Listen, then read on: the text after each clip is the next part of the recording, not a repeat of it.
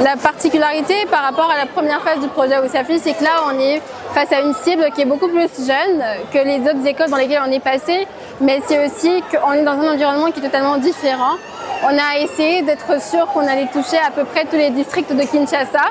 Et ici, les réalités sont tout autres. Et en fait, la particularité, c'est que là, on s'y est adapté à un environnement qui est différent. On a réadapté nos messages en fonction des besoins précis des jeunes dans cet environnement. Quand nous voyons l'environnement, les réchauffements climatiques et les conséquences, nous ne pouvons que chercher à recadrer la population sur le méfait de l'environnement par rapport au réchauffement. Je prends le cas de l'inondation. L'inondation, il y a beaucoup de gens qui sont victimes que je connais et parfois c'est dû au plastique. Une rivière qui ne s'est plus évacuer à cause du plastique. C'est vraiment une satisfaction puisque de la manière dont Usafi a été lancé par l'association FANIA jusqu'à aujourd'hui, qui est l'avant-dernière école qui va clôturer le projet, je pense que nous pourrons dire que la satisfaction est à 99% puisque on a comparé un peu comment est-ce que les autres lauréats ont exécuté leur projet. Je dirais que Usafi est un projet qui s'est démarqué d'autres projets aussi, malgré que ce soit un projet qui n'était pas forcément dans la culture mais dans l'environnement et tout. Nous avons beaucoup d'appréciation par rapport à cela et nous disons bon courage et bon vent à l'association FANIA qui a mené ce projet à bien jusqu'à son terme.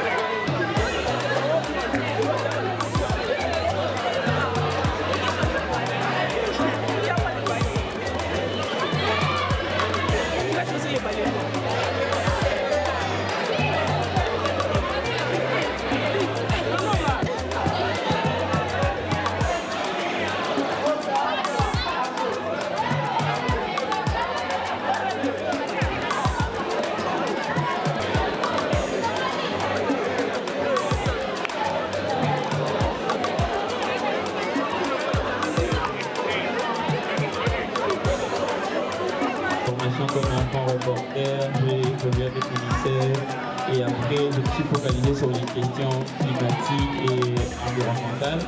J'ai aujourd'hui sur la production de plastique.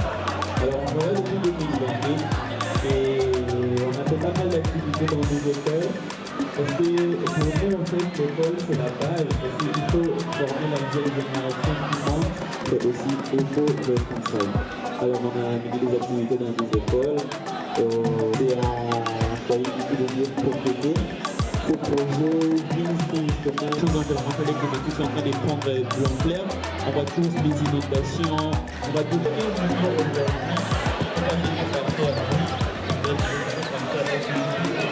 c'est comme ça qu'on vient avec nous des nouvelles. Aussi,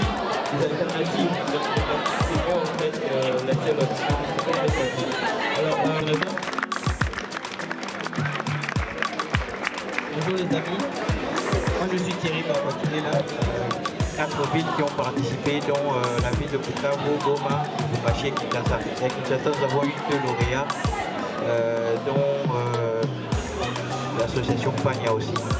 Un jour, notre février, ça sera déjà la fête du mois qui viendra chemin, ne soit plus pareil d'aujourd'hui. Alors, je ne sais pas si,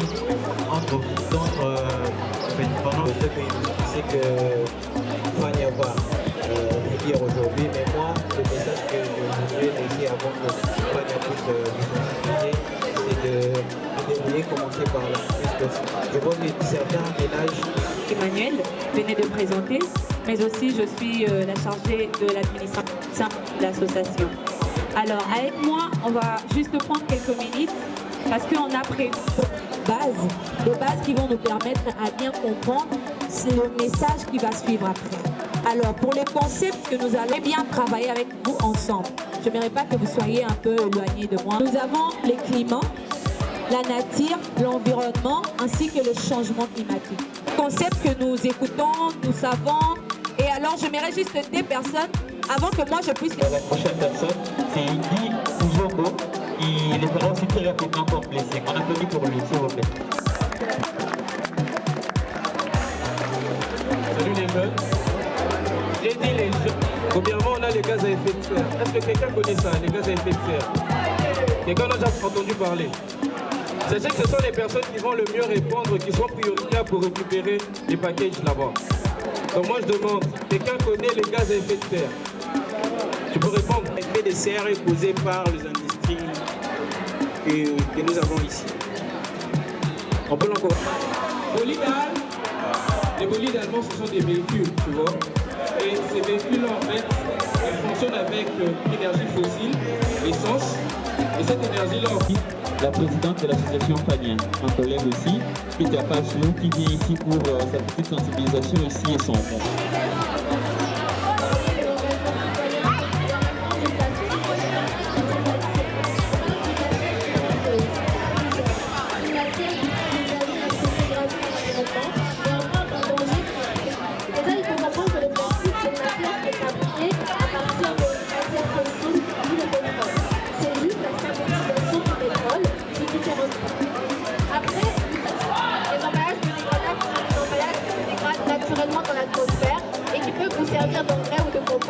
Alors, je vais donner le micro au cordon.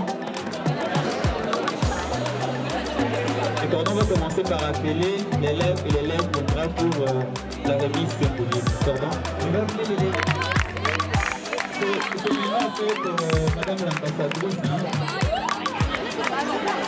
C'est maintenant Madame l'ambassadrice, elle va travailler avec nous. Ok. Photo de famille. On peut toujours applaudir, hein? Okay. Alors, moi je vais payer l'élève.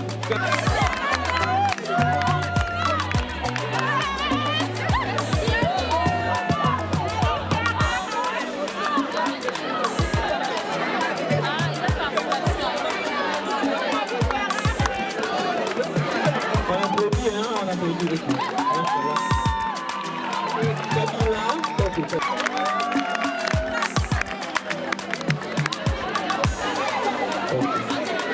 Les élèves avec qui nous allons travailler, nous allons continuer notre partenariat avec l'école. Alors,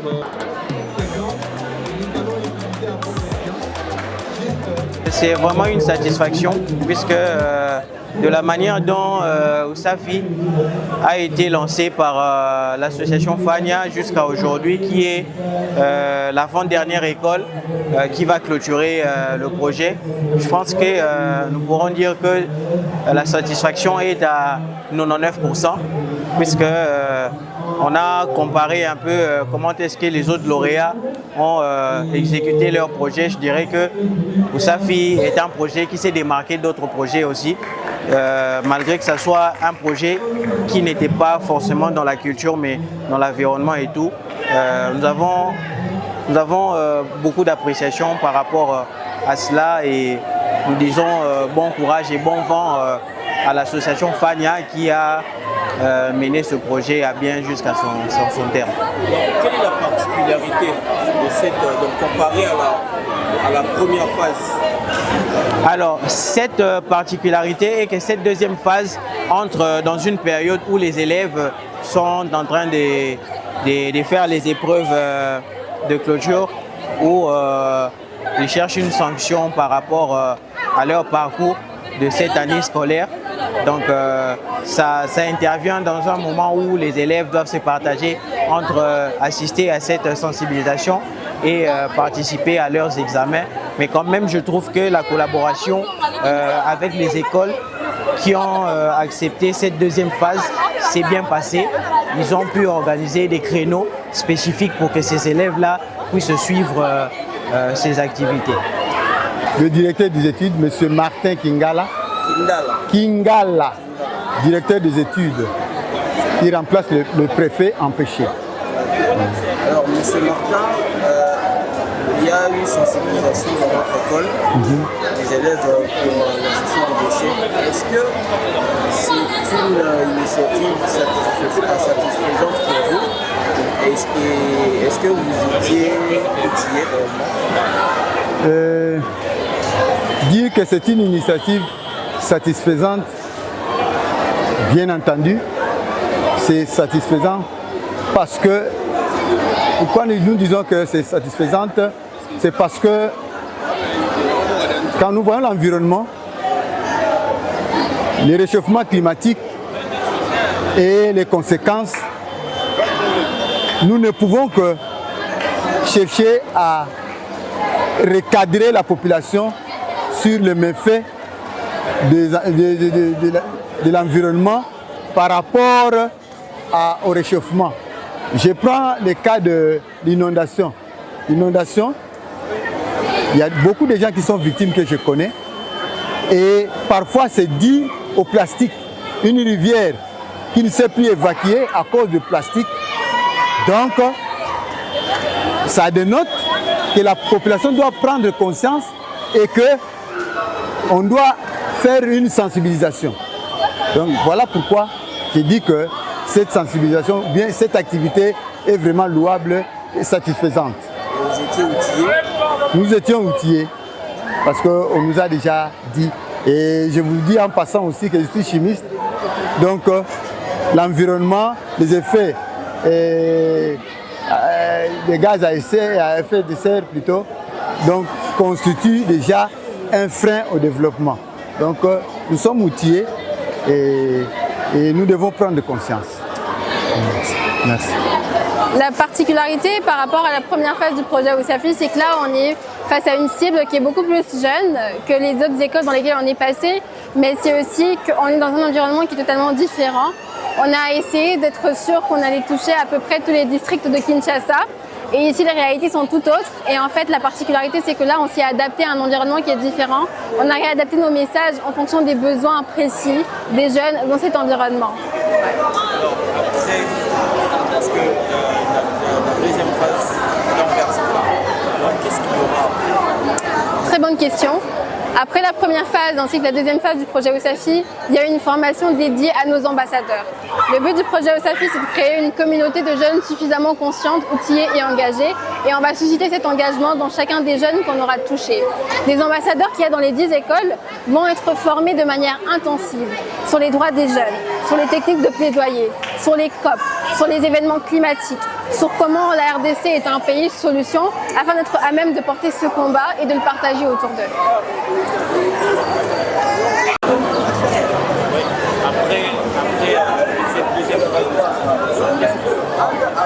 Après cette deuxième phase de sensibilisation, tous les ambassadeurs du projet OSAFI et les ambassadeurs OSAFI seront formés de manière intensive et outillés sur les droits de la jeunesse, sur les techniques de plaidoyer, sur les questions environnementales, afin d'être à même de porter ce combat, non seulement au niveau local, mais aussi au niveau international.